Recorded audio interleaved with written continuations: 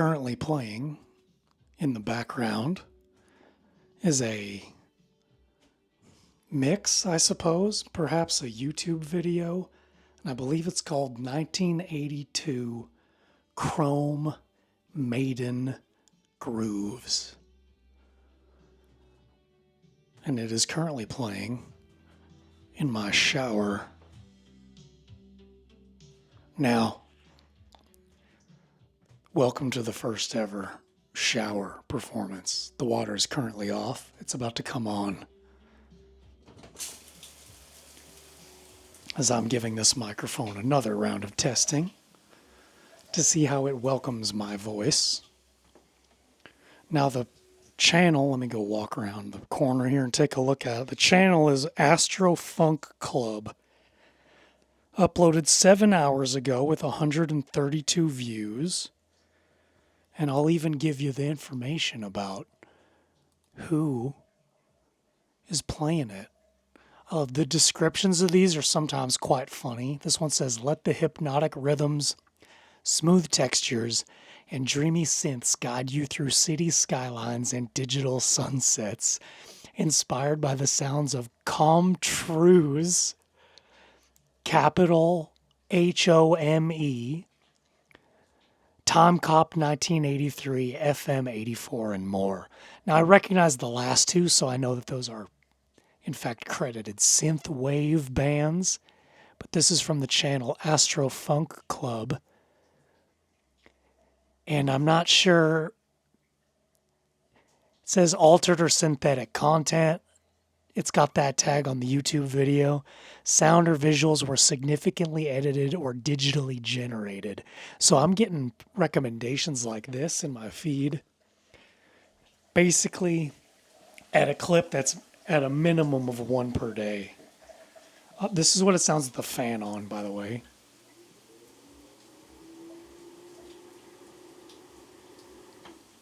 I'm standing outside the shower. Now I'm going to get in and actually take a shower. My dog's laying at the feet of the shower. I think I got maybe a little more resonance. And you know what I got in here? A little more echo. Echo. And I just wanted to have a little discussion about some things. Maybe I'll even set the microphone up so I don't have to hold it with my hand and I can actually clean myself.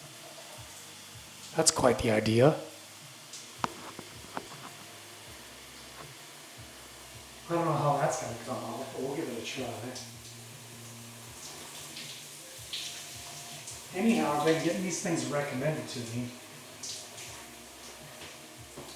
because I play them in the background while playing a game on my computer as a stand-in for the auto-generated music that they play in that game. I'm not going to mention which game it is because that would be I don't know, an advertisement or something.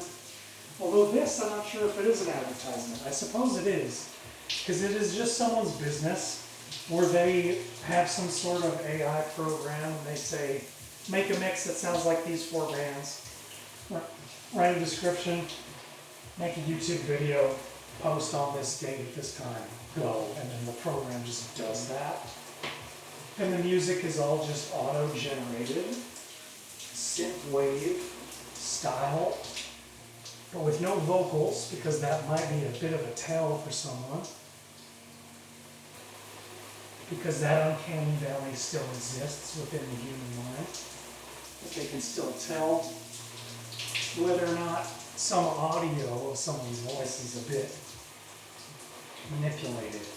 Much the same way they can see the images, although the gap is getting increasingly shrunk down in size, which is a fun little psychological torment for everybody to engage in as they witness this phenomenon.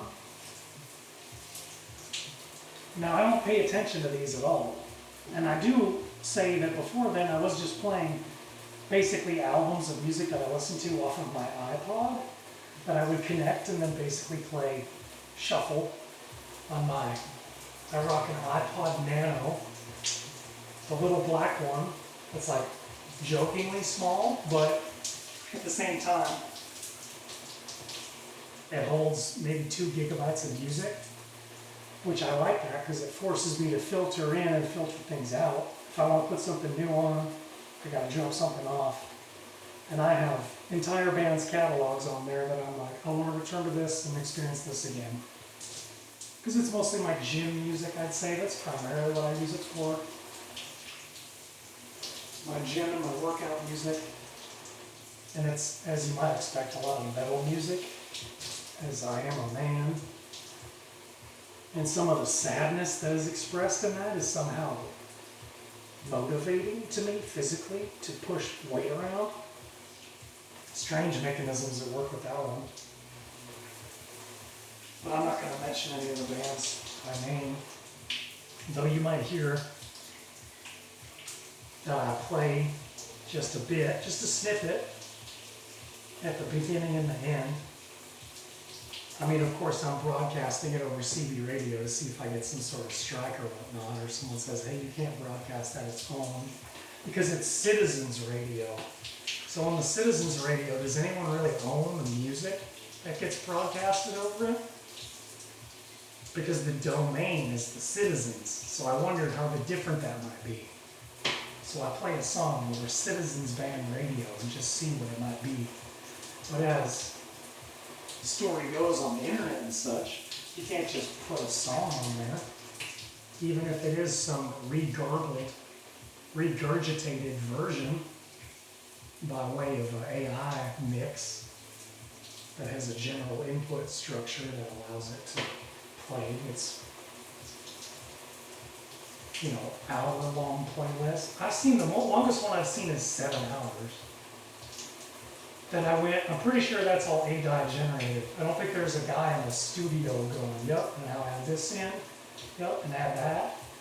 I think there's just a prompt, and you set the time limit, and it produces it for you. But I'm not entirely sure.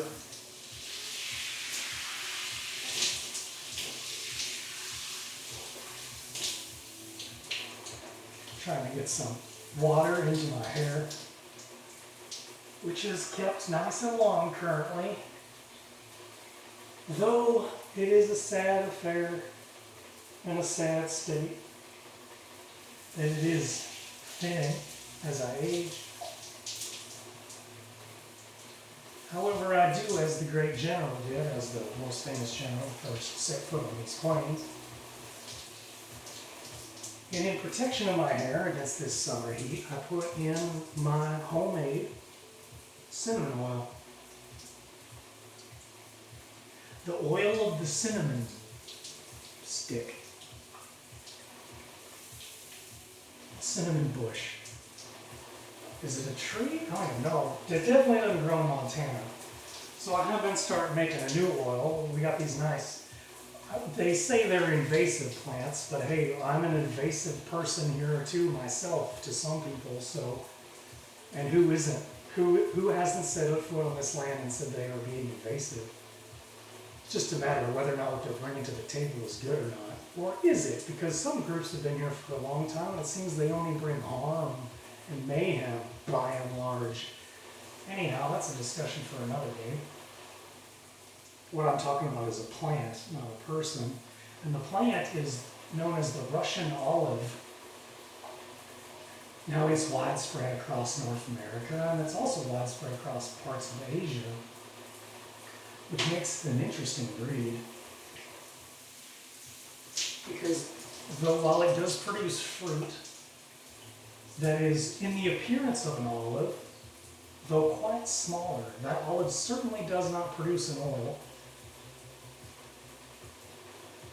You can eat it, but it's been described as mealy and dry, and it certainly is.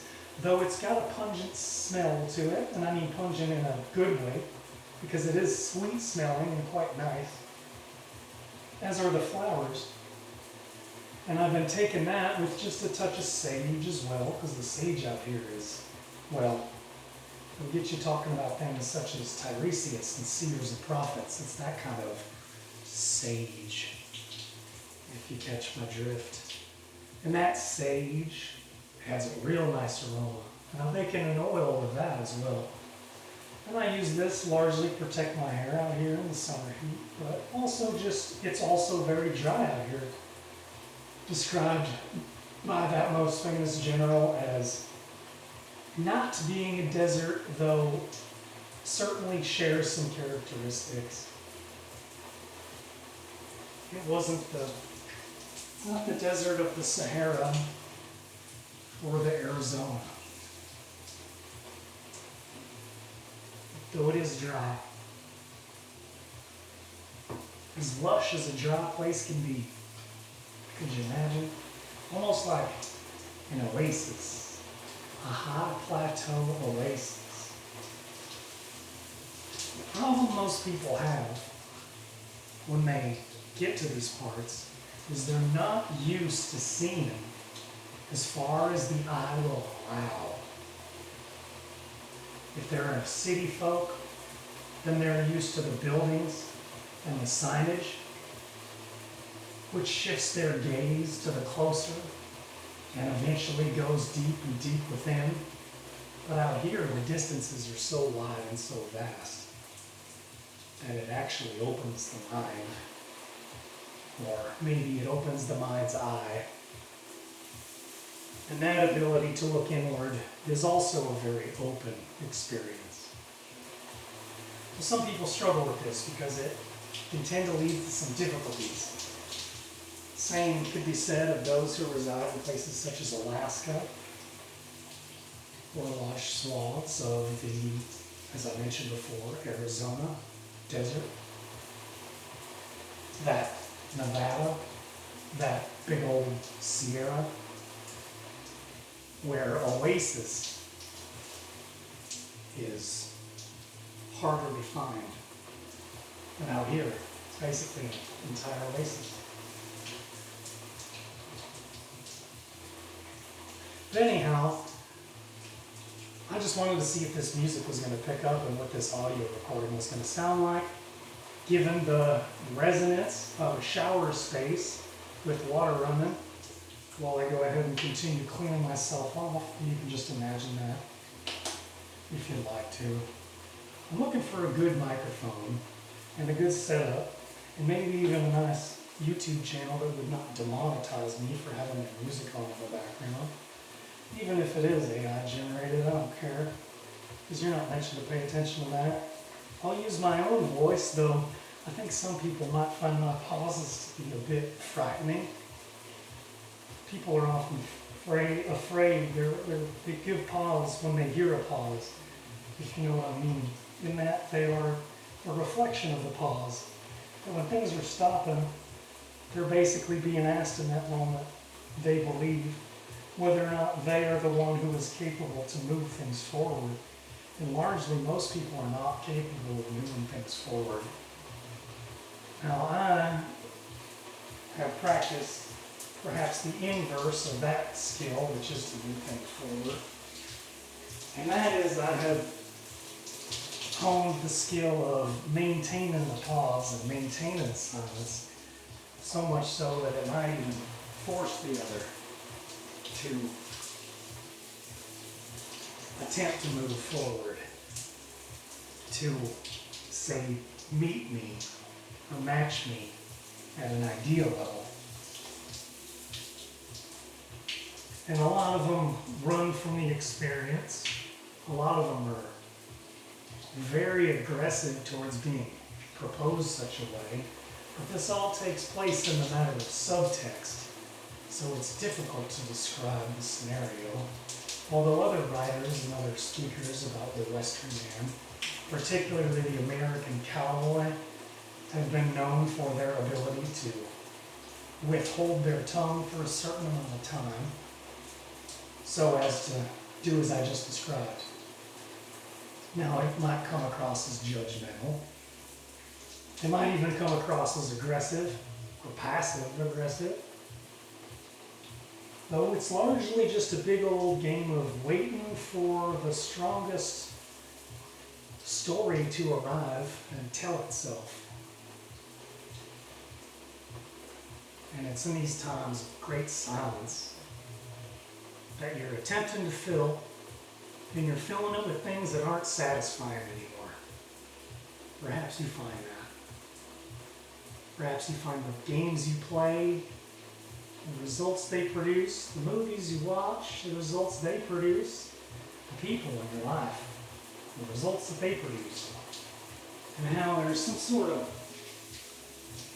ever-receding finish line of maybe culmination or understanding or some such that you might be reaching towards.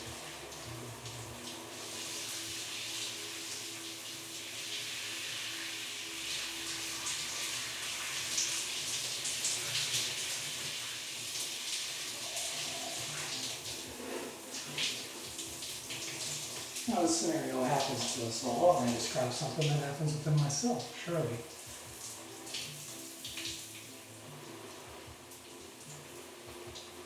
Well, let's say that situation maybe brings on a wicked sense of dread, anxiousness.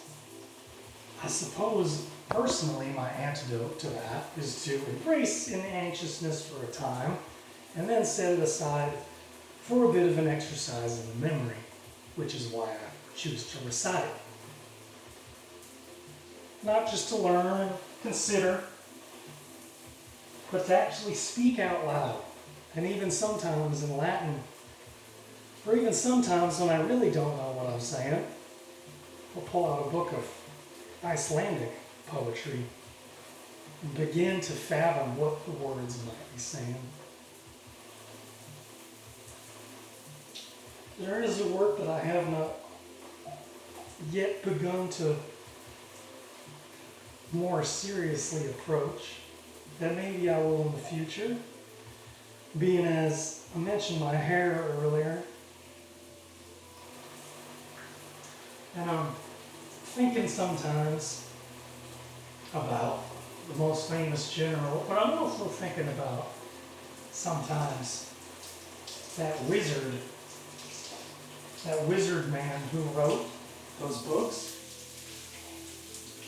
Maybe this is a take you haven't heard. He's still a fairly prominent figure, though certainly he has shied from the fame a touch, because maybe perhaps he saw something that he produced in the masses that was a bit vicious.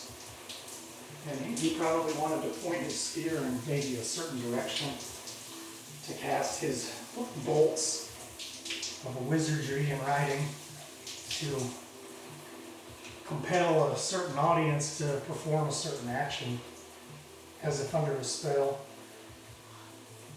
as wizards tend to do. Now, you could call them wizards, you could call them poets. It's a bit here and it's a bit there. The line is distinct.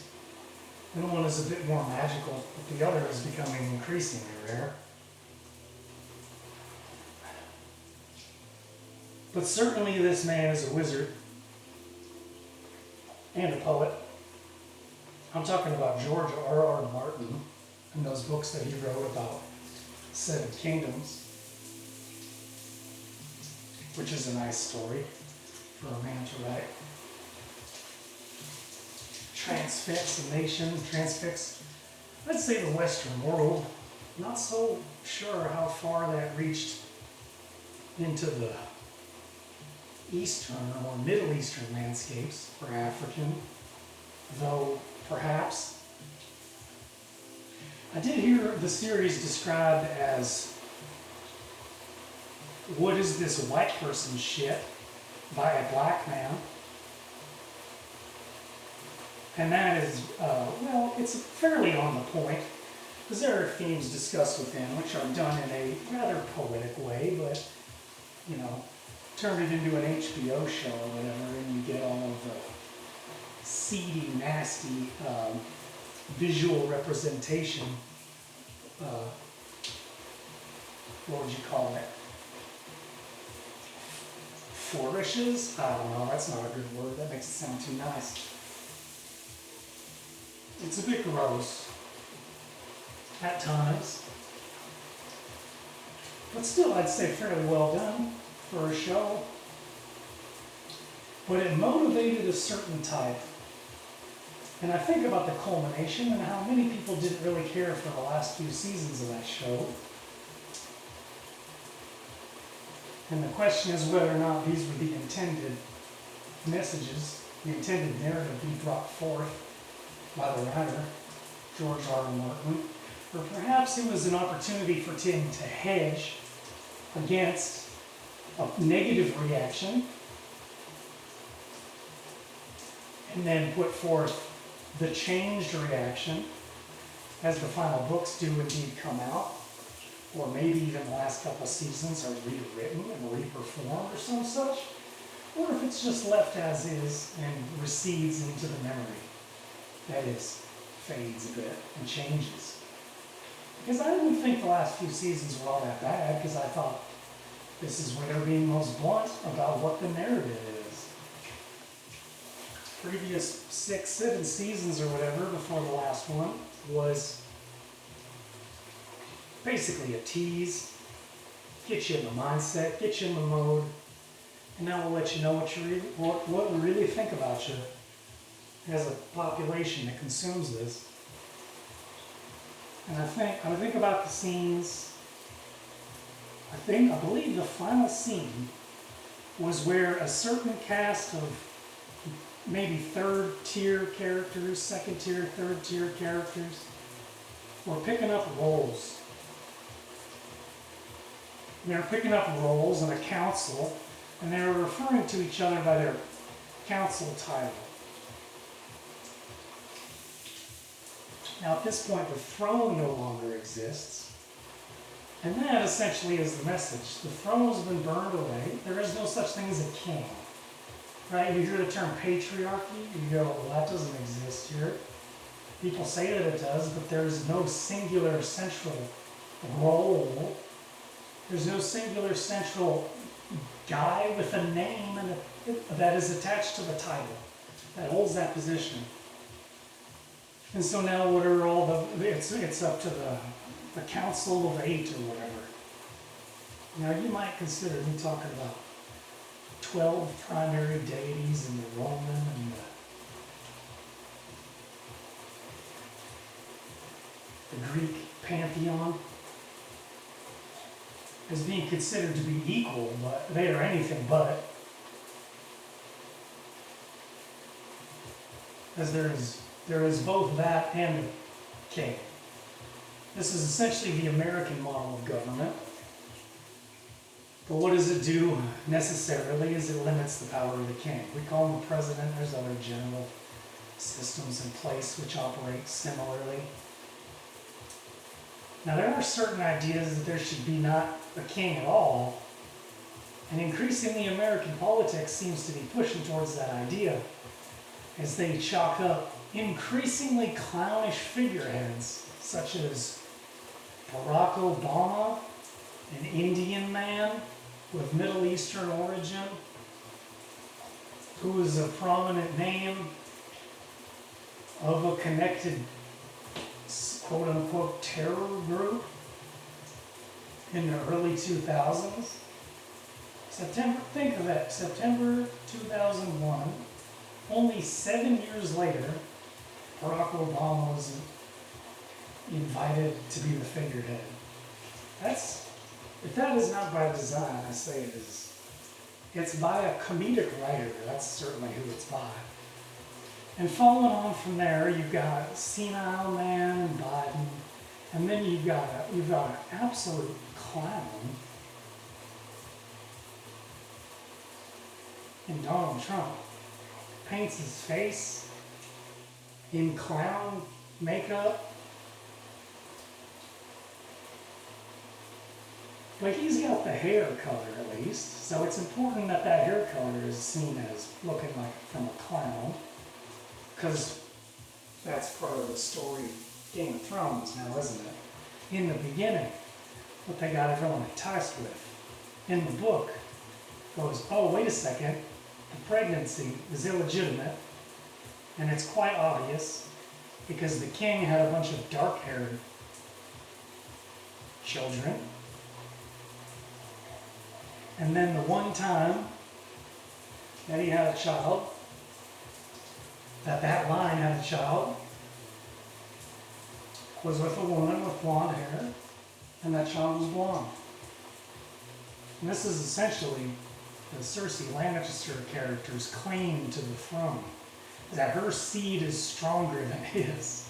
Her womb is basically the driving force of the ability to manipulate the ways that the life looks when it comes out from between her nether regions.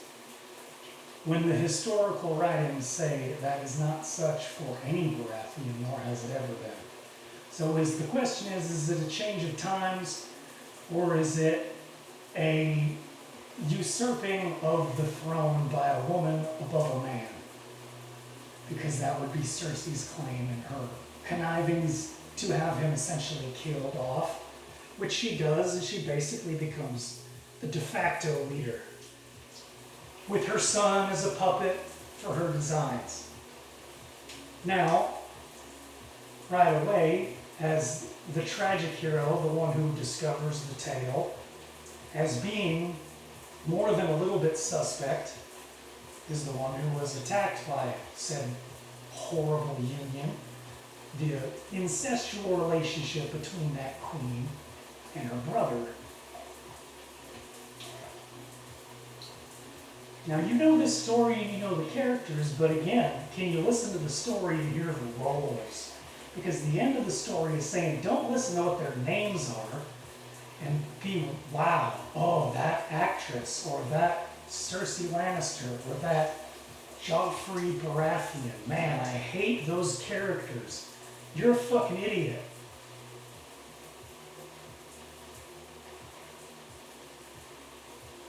Oh, that guy is so charismatic, that actor. I wish I could be like an actor. No, pay attention to the role. You are an actor. What's your role? Who are you? Do you know yourself yet? What role you're playing? How are you acting out your role? This is a question that every creative must ask himself.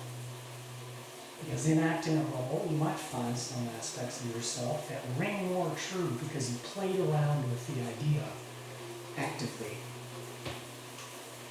So these roles, this queen and her incestuous relationship, is almost undeniably the origin of the nature of change of hair color. Now, this is clearly a racist idea, if you could define it as such, so on and so forth, as things are going today, is that everything falls underneath that label. I think this thing would almost certainly fall under it as well. But again, it is from him, ironically, given the nature of the culture, it is from a investigative perspective. And it asked the reader a question, and to most they probably even glossed over it. But the question was, do you believe that the queen is stronger and has usurped the genetic ability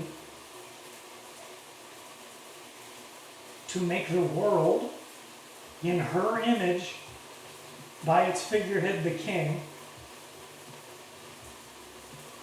Or has the king been fucked over by an incestuous wife? Well, these are strange questions.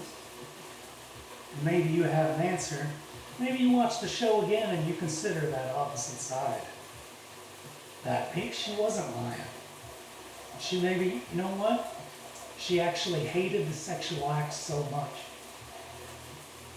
Perhaps, maybe because one time she did have a child from her incestuous relationship with her brother and was given the witchcraft to abort it. Now, did this actually happen? Some such story in the story, or am I making this up? I can't quite remember. But let's say from then on, she basically decided she would not engage unless she was promised a child. And every time she did,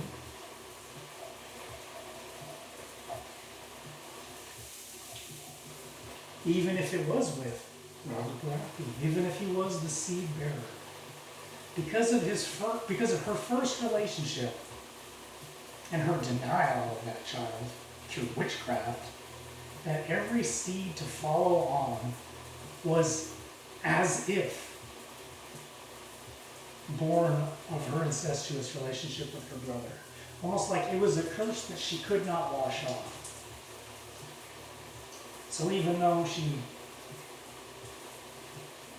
had relations with the king, the queen ended up having children. And it didn't matter whether or not her relations were with the king or with her brother.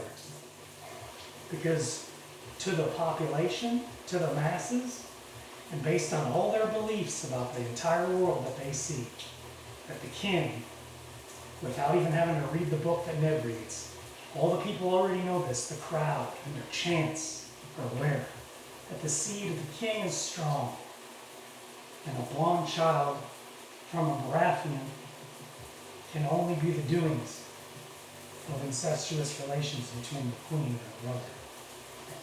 Now, this is a very medieval story, and one you might hear outside of the scope of fantasy.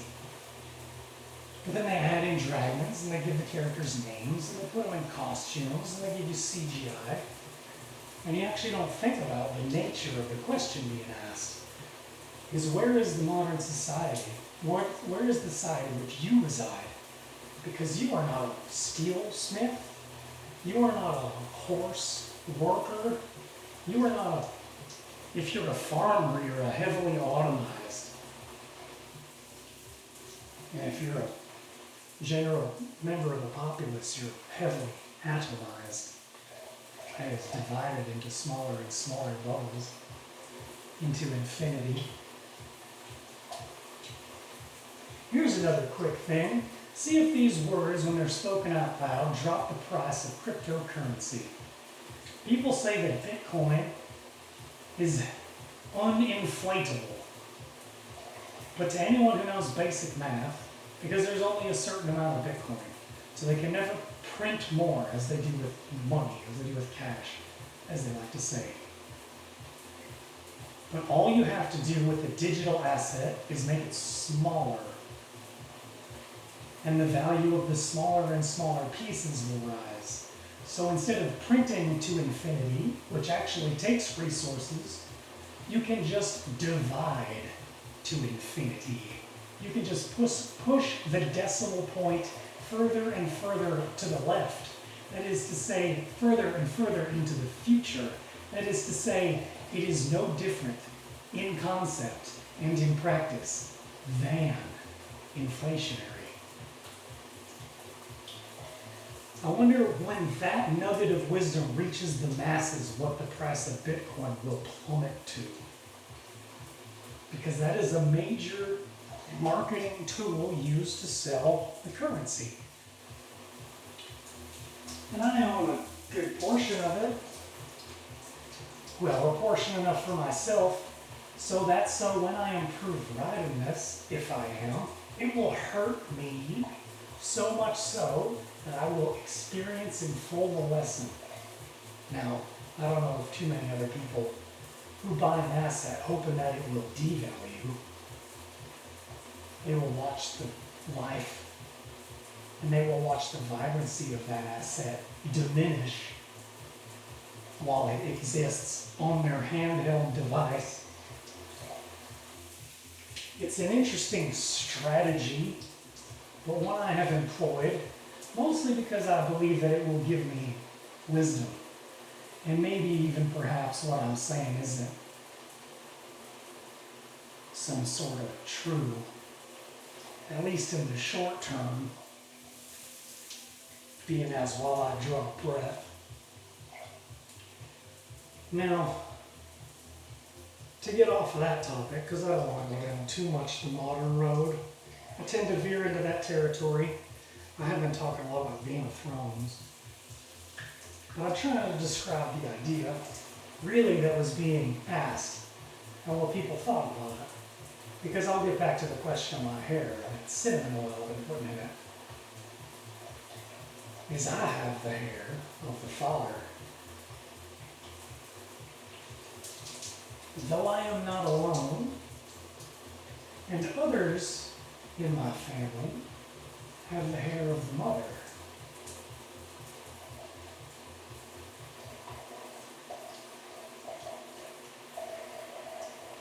Is the hair the measure of the seed? Or is it a combination of aspects? Or is it a different single aspect? Is it eye color? Or shape? Or nose color? Or size? Bridge? Well, it's a balance, I'd say, and it's an interrelation, but it's an interesting idea.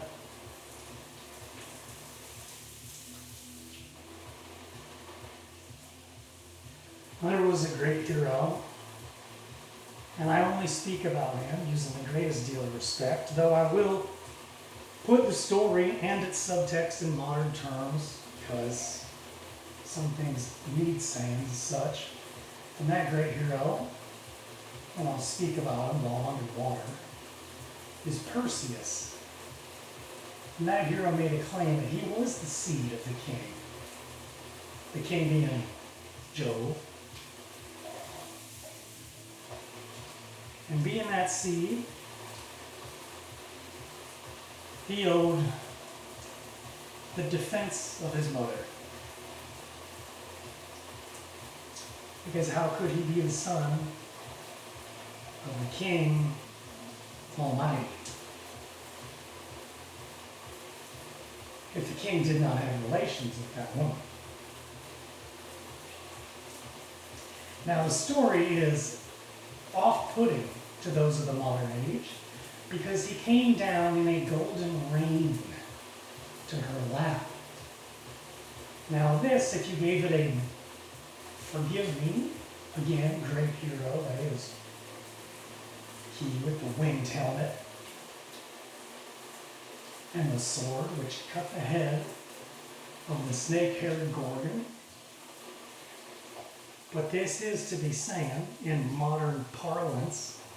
Now, is this the actual story? Give it an esoteric flavor to avoid the disgustingness of the nature that that man urinated onto the lap of that woman. And in doing so, she was granted the child of the Almighty. Now imagine any story you hear as a man, maybe even a man who doesn't believe in the Almighty. And you might say something such as, well, I know for a fact that that story is a bunch of bullshit because I know that that woman, that queen,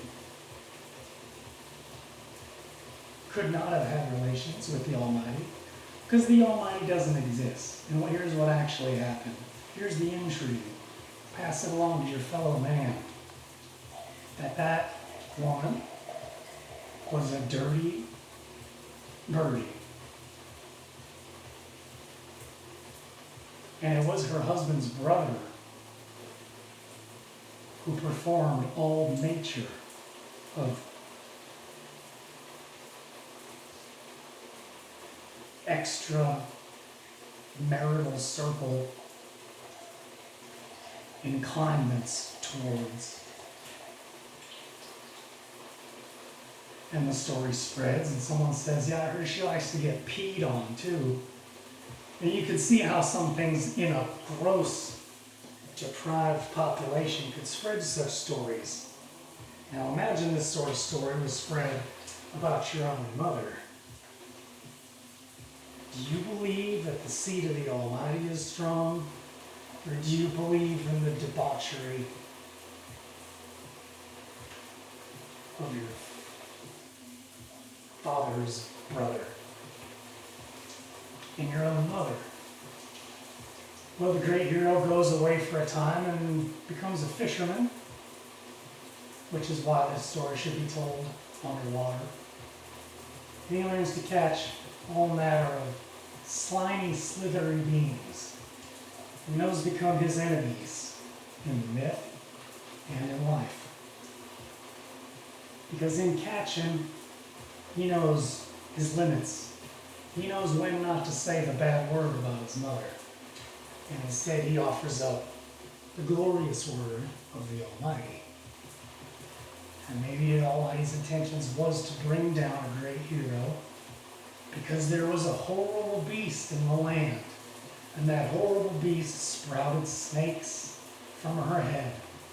Now she is a tragic story herself. And it doesn't go without saying that a tear should be shed for that vicious and angry beast. And she's angry because she was raped. She was raped in a temple which was meant to protect her. And it did not. And therefore, in a show of dominance, the rapist figure was the one who cursed her to live as a snake-haired woman. Now, if you've ever met a woman who claims to have a narrative which describes a unwanted ravishing, whether that be current or post, matters not. It matters that it's in the narrative with respect to her motivations. Legally, whatever, laws change, you'll see.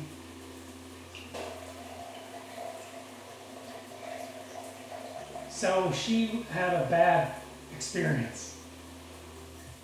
Though perhaps she enjoyed parts of it. You never know how these things work. They are worth mentioning, perhaps in hushed tones, in quiet showers, in valleys in Montana. But this hero, what did he go and get up to? Now, he wasn't the first to attempt, but he knew that he needed to seek some certain beings before he could go take care of this menace. That is, disarm her. And how do you disarm a woman who has been so viciously attacked that she literally sprouts venom from her locks on her head, back to hair again, in the hair world? Well, you just take her head clean off, as it seems. You don't look at her. You don't reason with her. You definitely do not attempt to see eye to eye with her, ever. This is the nature of believe all women. This is basically a threat.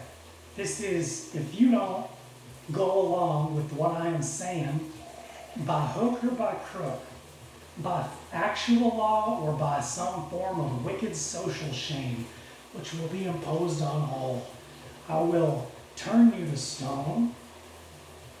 If I haven't already bit your face off with the millions of snakes growing from my beautiful hair.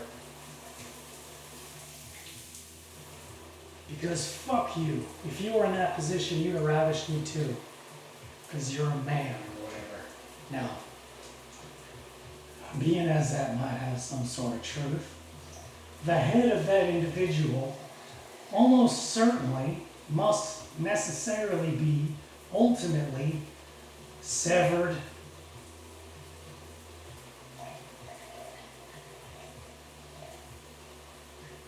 and put in a sack and shown to all those who do not believe. And the only one capable is that which was actually the seed of the Almighty.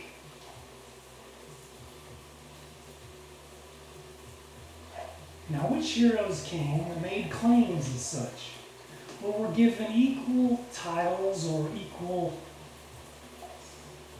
trials that they must face? There's some which you could consider on a par with the great Perseus, Heracles, Achilles,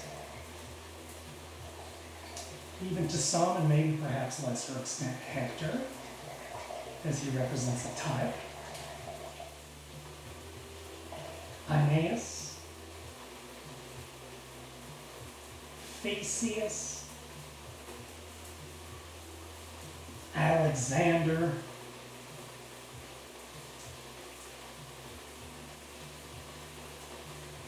Julius Caesar, Augustus Caesar, a certain selection of Pharaoh, and Adolf Hitler. Now,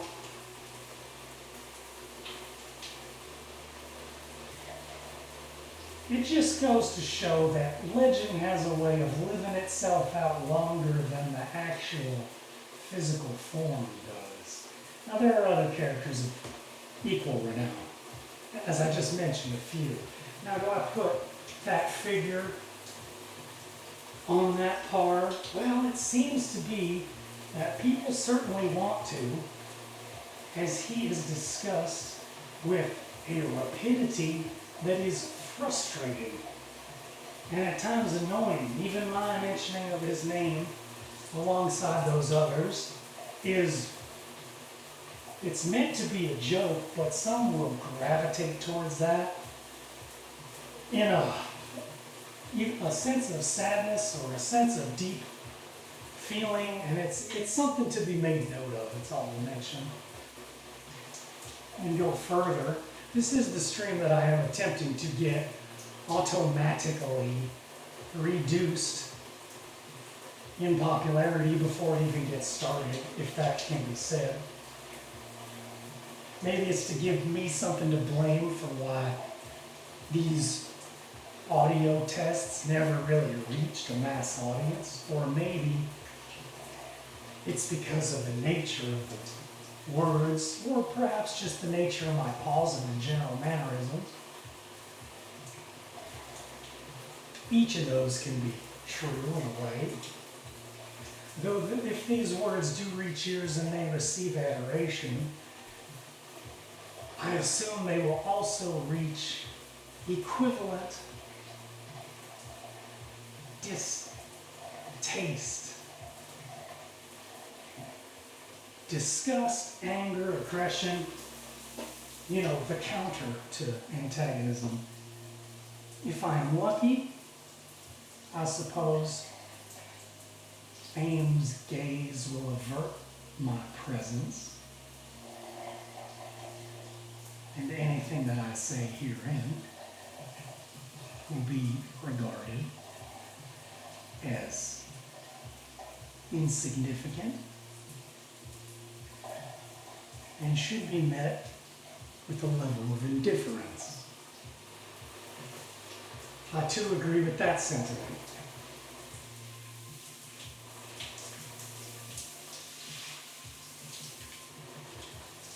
So where I reside now is I'm in a position where I must defend myself in comparing Perseus and a number of heroes to Adolf Hitler, but I'll leave it where it is. It doesn't matter. Important historical figures abound. And the nature of the storytelling changes about them as time goes on. That's what I'm trying to describe. And the nature of storytelling about Perseus changes. There was a time where you could say the story about a golden rain as it being derogatory and therefore an aspect of truth. And the reason for that is because the following on of the story is the point, is that the nature of the Almighty did come down and impregnate a woman. And if you ask Perseus, and if you ask him with a denying tongue, he too has gained the ability to show you the nature of a snake-haired woman and turn you to stone. He has the anger within him of a woman raped whom he wishes to defend. And what did he do when he left home and went and became a fisherman and left the house? He decapitated his mother.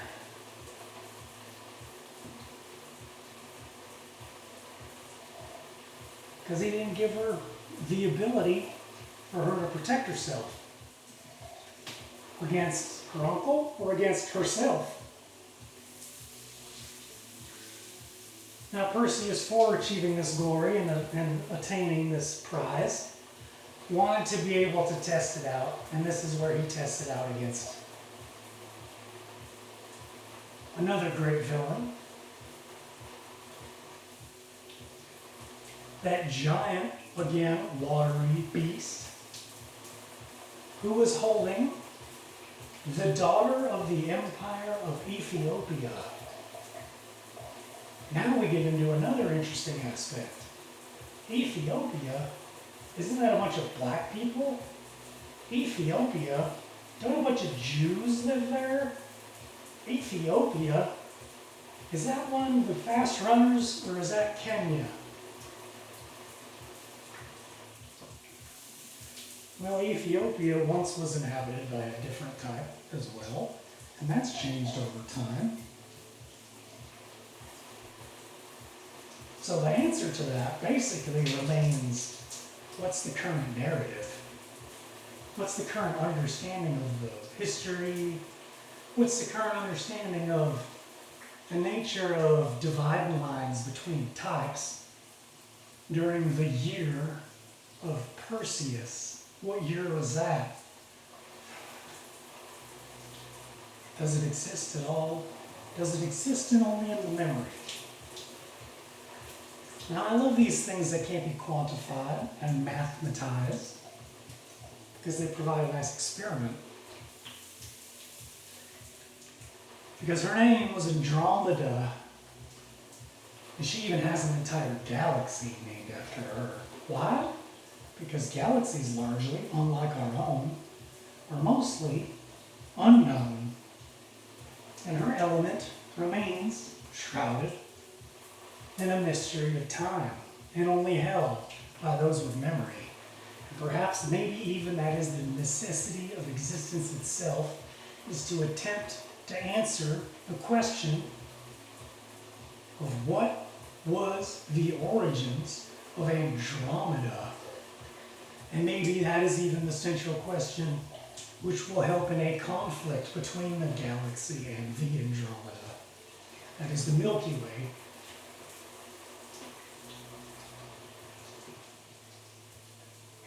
Too big of an idea, and a simply put and stupid one, though it is an exercise in an expansion of the comprehension, because within that framework, so many things are capable and possible.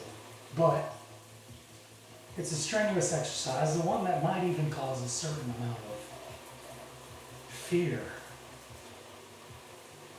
Though people have been described continually as atomized, and the focus seems to be on atomization of weaponry, it seems to be focused on the chemical nuances of so on and so forth.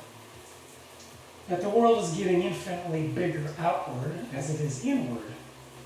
Well, there is a counter to this, and this will be one to help you grieve. As you think about the constant expanding galaxy, think about the fact that people might say it comes from a central point. There was a bang and everything came into existence. Thanks God, keep an eye as it expands out into infinity. Or think about how just about every breathing, I gave it away, how every living, I can't even disassociate the two words, every living, breathing thing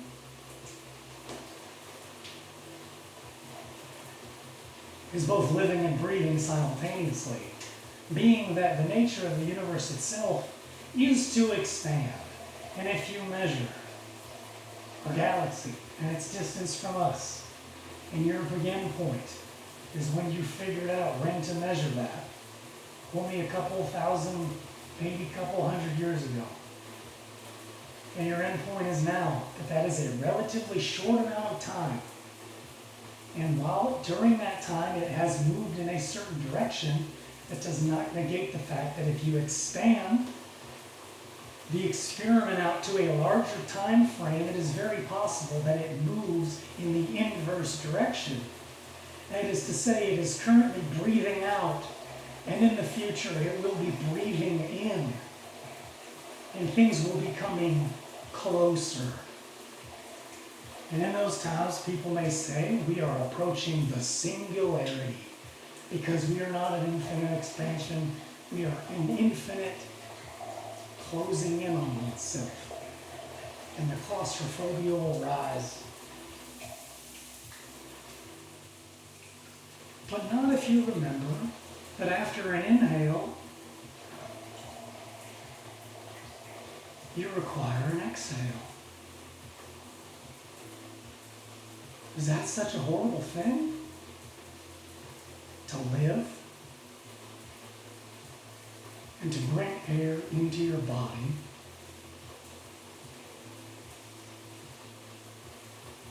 and to push it out in preparation for more.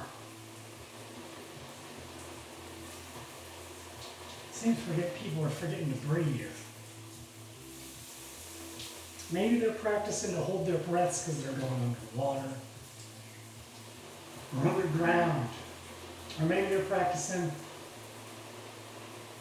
to need less and maintain a purple face for longer as they're up high in the sky. I spent a lot of time up high in the sky, and I will say from those times, it certainly puts a strain on the body, on the lungs, on the heart, and the mind. You acclimate. First to the bumpiness, the physical sensations, and next maybe even to the nature of the amount of oxygen available, though it is metered to diminish the effects. Now we perform an experiment. I'll leave you with this story because I'll give you enough to chew on. Just remember to breathe. Breathe in, breathe out. Especially when you're talking. I had to learn to breathe while talking because damage in my vocal cords, which is why they sound this way, which is why I'm desperate to find a good microphone that can attempt to allow me to deliver.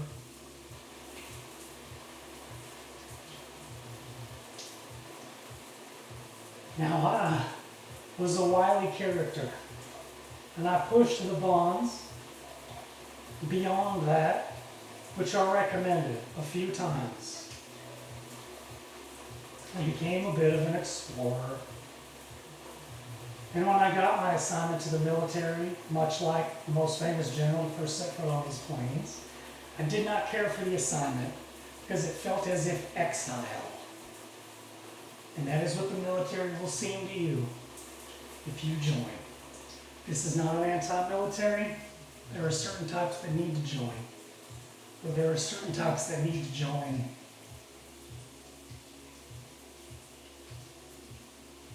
when victory is at hand or when glory is near. And for those, the same story is said about whether or not it will indeed be a last stand. The psychology is the same. It's the psychology of Perseus.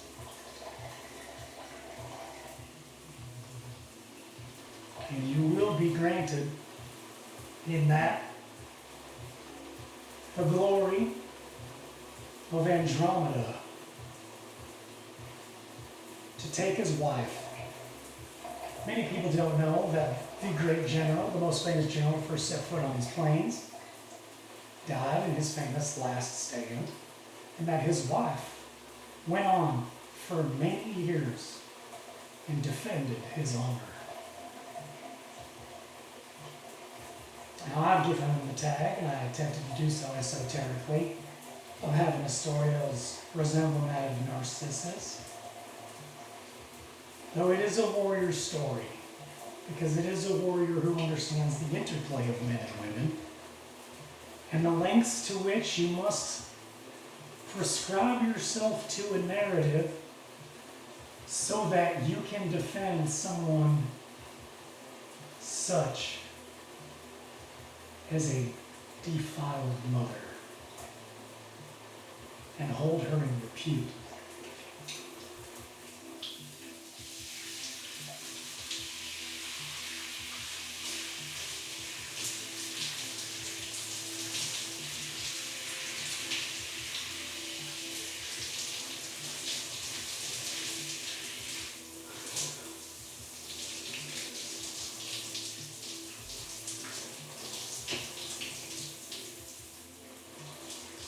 Now, don't be thinking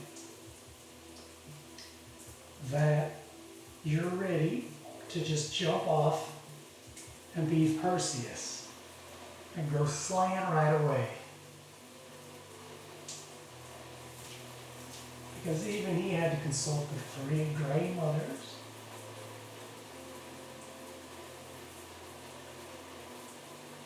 And others. You look into the story, it'll mean more to you if you hear it from your own reading, your own investigation, perhaps. I've already given you enough of that. Now, these are only decipherable if you view the individuals as roles. The fame comes in the name, and the fame is a detractor. What is the role you're looking at? So I'll leave you with the role I was playing in a short little story, because I literally ran out of hot water by this point. That story is when I was in the military, and I was practicing those changes of altitude. They put us in a chamber, and they gave us some air brain tests and things. And one of them was to solve a puzzle, point out a place on a map, do some navigation, play a card game, play a game of patty cake with another student of flight. There's a similar scene in motion picture in Officer and a Gentleman. Now, I believe I had seen this scene, maybe, and maybe that was a prerequisite, but I felt as if I would reach beyond in this exercise and not bring myself back onto the oxygen when I felt it necessary, because I put the trust in the others around me to revive me. And what did they do? Of course, they revived me. They're teaching. I took it too far, and it was on videotape, and we got to watch as I played patty cake with myself. My partner had long been on oxygen. And I gotta say, I don't think I touched my head. I think I just clapped and went forward. And clapped and went forward. Now, what was I experiencing in those moments? Maybe euphoria? No. If I was experiencing something in those moments, perhaps I wouldn't share it.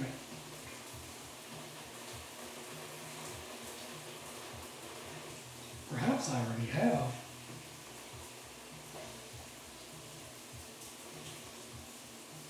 Perhaps that memory was harvested and taken from me. All these things are possible. None of them really seem to bother me all that much.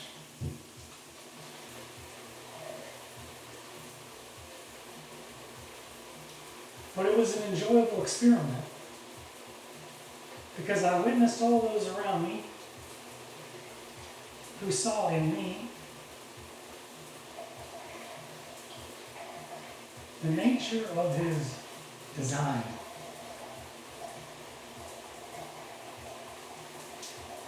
And that is one who will push the envelope and will lose consciousness doing so. That's a heck of a thing to be defined by. Now, as I say, I left the military under very uncertain terms. And I also left working for an airline on very uncertain terms. And I imagine that I will be leaving my next phase under very uncertain terms. And it is going to be both an enjoyable and a frightful experience. And I do wish for you a similar future, and that might sound like a curse, and maybe it is.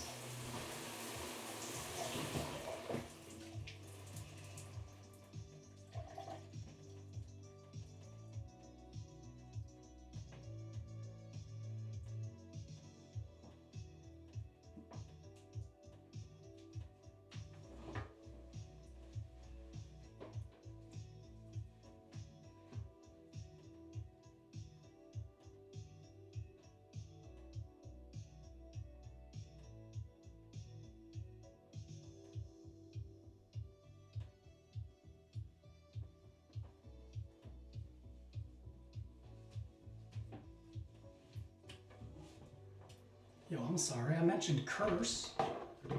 And what do I get but a loud thump? I was about to say that was not my intention. I hope it doesn't come across that way. But if you're like me and you've been listening to me, you're bound to get tied up with some of my ideas. That, man, curses are a different whole ordeal. They're meant to be drawn attention to, I suppose. Similar things happen that might feel like something which is kind of giving you company. It's a bit strange. But they either love that word or hate it. I think they like it. I think it's just a weird word. I think it'll change, though. That's the thing. Is I think that word will change a bit. And it won't be... You're not cursed.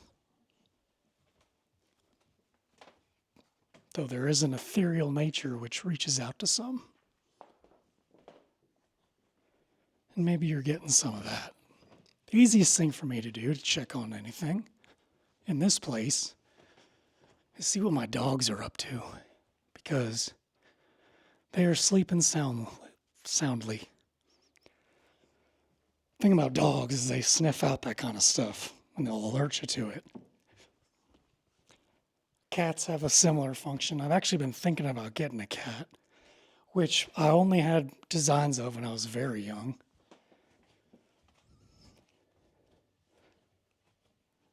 And my father even tricked me one time by saying I got a cat with excitement.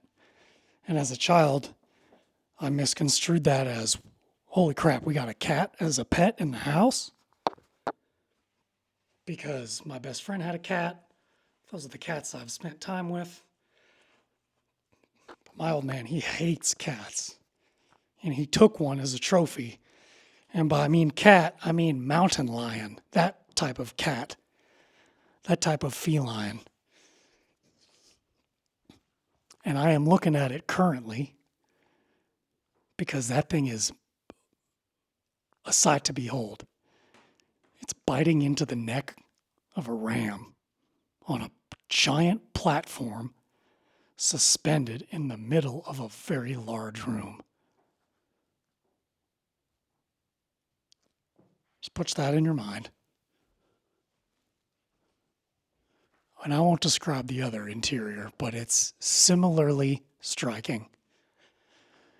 Because though some might, when you view it in the mind's eye, it sounds grand and grandiose, because hopefully I made it seem as such. Because how was that cat spooked out but by a pack of dogs that could sniff it, scare it up a tree, as cats like to do, and then harvested. Now, I don't want to get too deep onto the topic of hunting, but some people are frightened by the idea. It's becoming increasingly barbaric in the imagination of the masses. But as the natives might tell you, if you're using every part of the animal that can be used, though don't use the parts which are perhaps impure, or even certain animals that are impure. They share that with a number of other peoples in the world. That actually honors the animal and living a life of art after having passed in natural beauty is quite an honor. At least that's how I view those looking back at me in this large open room.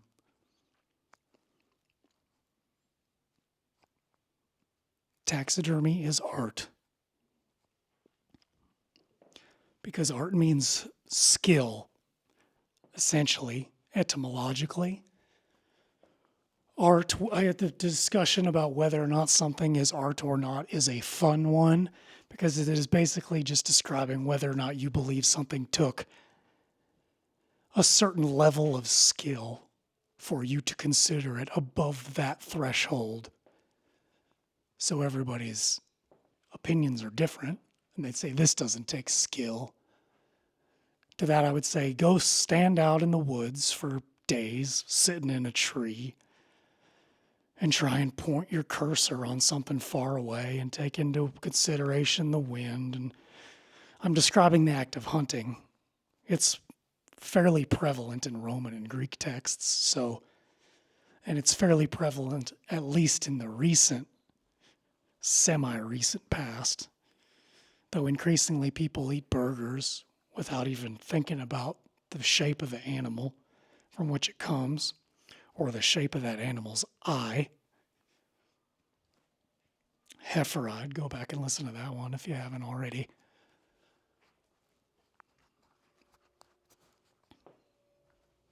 But it's artistic. And I felt I needed to pay attention to that and mention that because I haven't got to that section of the great general because he was a great hunter. And hunting is a test of your skill. It's much like the hunting that you do playing a game, putting a target on an enemy and clicking that fire button or clicking that ability button to perform your special move or whatever. It's the same idea. It's hunting. Does it take skill? Does the way this guy plays seem as if art? Sportsmen get this tag sometimes, but certainly huntsmen do. But that is almost necessarily directly related to the display of the animal as if it were still living. Because it is basically kept in perpetual youth in this way, or at least for a time, and it actually plays into their, well, you might say, narcissism. Each one of these animals is proud of the way with which it held itself, so much so that it was able to maintain a large and imposing form with large defensive horns growing from the top of its head, or big teeth and vicious claws, and a loud growl, and a beautiful nature about it, so as to be sought out by great heroes, hunters, like Perseus. Damn if we wouldn't have found another narcissist in the stories. It's almost as if he resides in every story somehow. At least to some degree. And maybe it's not necessarily the character or the name, but just a role that's being played. And again, maybe this is just a role that's being played for a narrative. Anyhow, I hope you enjoyed this talk. I hope you don't think the shower stuff was too strange. I'm just doing research on this microphone here. All right, till next time. Et vera incessu patuit dea.